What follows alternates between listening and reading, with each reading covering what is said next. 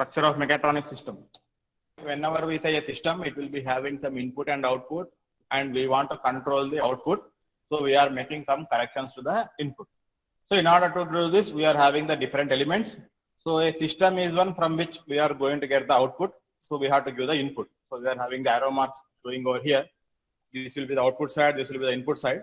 Then you will be having three kinds of elements that are entering into the system and they are coming out of the system. One is the energy, means that is the power you are applying. Maybe it may be thermal power, it may be mechanical power, it may be electrical power. The output may be of different kinds. You may get heat, or you may get the rotation, or you may be getting force, torque, or some other parameter. So that is the energy. Next one is the material. Material also can flow through the system. You may be supplying some kind of fuel into it. On the other side, you are going to get the smoke. That is also possible. So some kind of mass transfer is going to take place. There can be some kind of energy transfer is going to take place. The third one is information. Now, whether information will pass through the system. Usually we say that information will not be passed through the system. How will we say is, we are giving some information to the system based on which it will have some kind of reaction, and that reaction again we are trying to capture it and we are going to process it. So that is the information will be analyzed and it will be measured to improve the performance of the particular system. Now in a given system, the elements which are going to cause the movement or going to convert the energy, those are called as the actuators. So for the actuators, you have to give the power supply. Then you have to give the signals to the actuator, when to start, when to stop, at what rate they have to start, how much speed, if it is a motor, at what speed it has to rotate. So you have to give different kinds of signals. Then if you are supplying the power, it will going to operate. The next element is the sensors.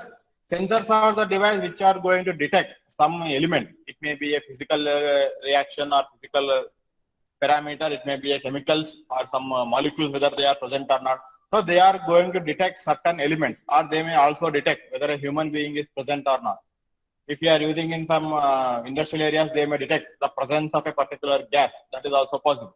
Or they may detect what is the speed of the electrical motor, at what speed it is rotating, whether it is rotating in clockwise direction or counterclockwise direction.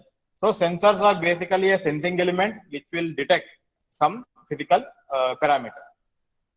Now the sensor can detect the parameters related to the system, that is the machine you are trying to operate, or it may detect the information about the surrounding. If you are having a car, if you want to know what is the temperature on the outside or whether it is raining on the outside, then all those parameters will be related to the environment. So the sensors and actuators are required to control the system in which it is doing.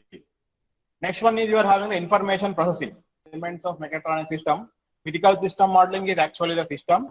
You are having sensors and actuators.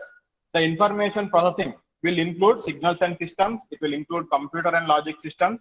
It will also include software and data acquisition. So all these elements are combinedly called as the information processing in this particular figure. Now there will be some kind of human interface in some of the cases.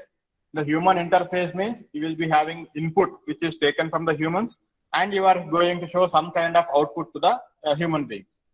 So the elements, examples of elements which are used to collect information from the human being can be keypads, maybe touch screens, or some kind of buttons, or maybe levers, or any other element which is controlled by the human being.